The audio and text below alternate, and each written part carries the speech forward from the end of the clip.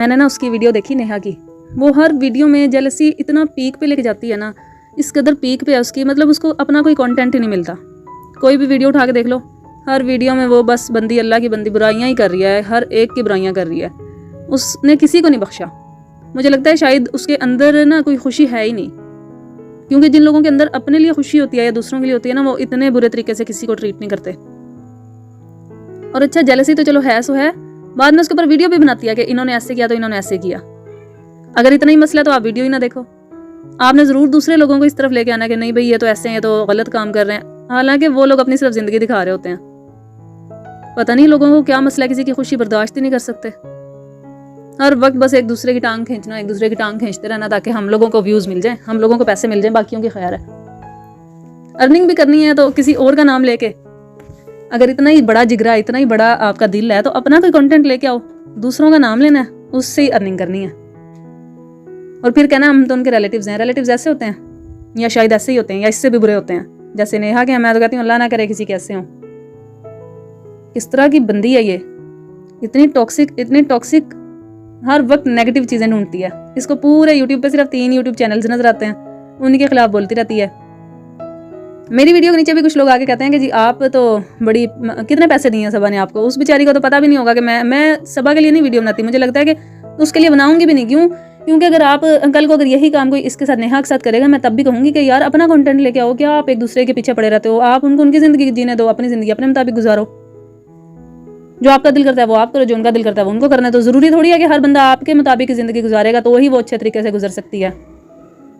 हम थोड़ी ना इस दुनिया में किसी को भी गाइड करने के लिए आए हुए हैं। सब अपनी अपनी गाइडेंस बुक साथ लेके आए हुए हैं। और आजकल तो हर कोई अपने आप को अकल समझता है कि सारी अकल हम में ही है।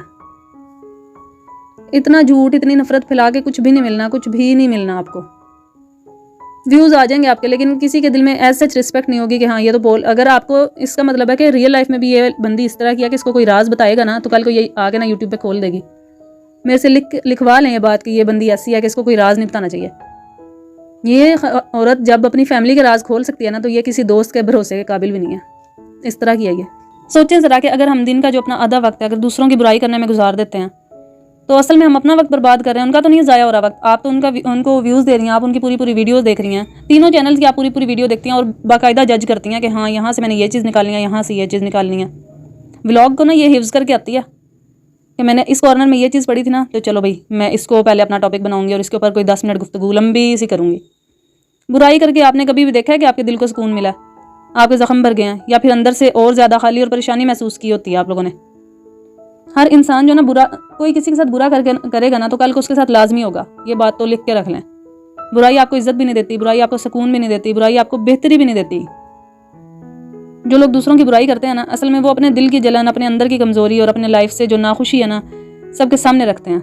मतलब उनकी बुराई उनकी अपनी कहानी बयान करती है और वो कहानी हमेशा कमज़ोरी की होती है।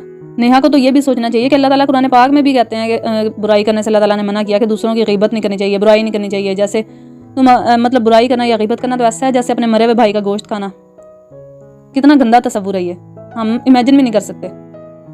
बुराई करके आप समझते हैं कि आप किसी और को नीचा दिखा रहे होते हैं, लेकिन असल में आप अपनी इज्जत नीचे गिरा देते हैं। जो ज़ुबान दूसरों की बुराई में इस्तेमाल होती है ना, वही ज़ुबान दुआ और जिक्र में इस्तेमाल हो तो ज़िंदगी में बरकत ही होगी, सुकून होगा। आप अपना कंटेंट लाओ, अपनी ज़िंदगी दिखाओ, हम उस पर भी उतना ही प्यार देंगे जितना आप इनके थंबनेल लगा के लेती हो व्यूज़।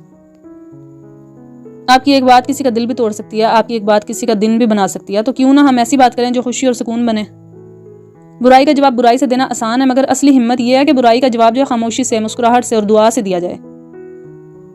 याद रखें कि बुराई करने वाला कभी भी वो जो है ना अपनी जीत तस्वुर ना करे।